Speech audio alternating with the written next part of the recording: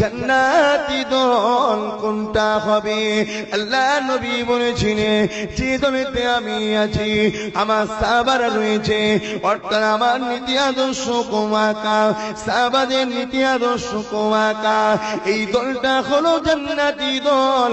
হাদিসের ভাষাতে দলটাকে আহলে সুন্নাত ওয়াল জামাত বলে, কোরআনের ভাষাতে এই দলটাকে হিজবুল্লাহ বলা হয়।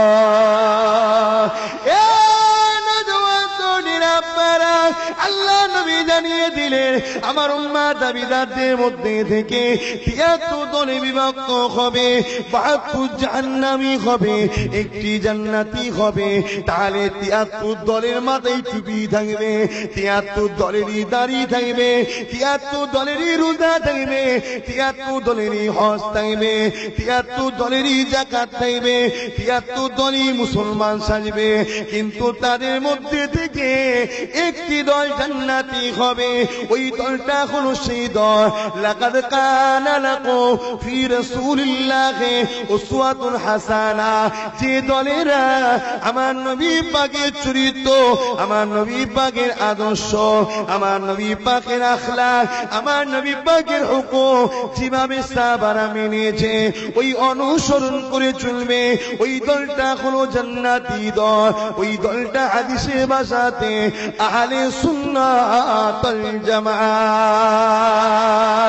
এ নওজওয়ান তরুণেরা, এ নবী পাকের প্রেমিকেরা, তাহলে মাথায় টুপি দিলেই যে জান্নাতি এটা ঠিক নয়, মুখে দাড়ি রাখলেই যে জান্নাতি এটাও ঠিক নয়, নামাজ পড়লেই যে জান্নাতি এটাও ঠিক নয়, হজ করলেও যে জান্নাতি এটাও ঠিক নয়। ওই নামাজি জান্নাতি যে নামাজি নবীর প্রেমিক হয়ে নামাজ পড়বে, ওই টুপিদার জান্নাতি যে টুপিদার নবীর প্রেমিক হয়ে টুপি পড়বে, ওই দাড়িওয়ালা জান্নাতি যে নবী পাকের প্রেমিক হয়ে দাড়ি রাখবে, ওই হাজি জান্নাতি যে নবী পাকের প্রেমিক হয়ে হজ করবে। এ যুবকেরা আব্বারা, যার অন্তরে নবীর প্রেম নেই, নবী পাকের গুরুত্ব নাই, নবী পাকের পিয়ার নাই, তার মধ্যে যতই নামাজ দাড়ি টুপি থাকুক না কেন, ও কোনো দিনের জন্য জান্নাতি হবে না, ও ৭২ ফিরকা জাহান্নামী হয়ে যাবে। এই বিষয়ে নবী নিজে জানিয়ে দিলে।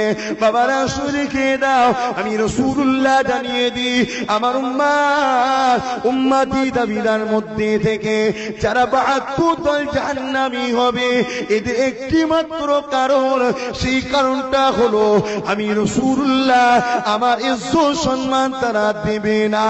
এই জন্য আল্লাহ পাক তাদের জীবনের আমলকে বরবাদ করে দিয়ে তাদেরকে আল্লাহ পাক জাহান্নামী বানিয়ে দেবে।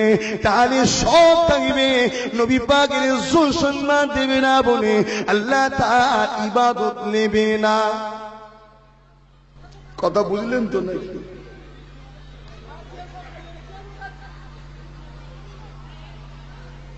আমি খুব বিপদে পড়েছি তোমাদের জলসায়।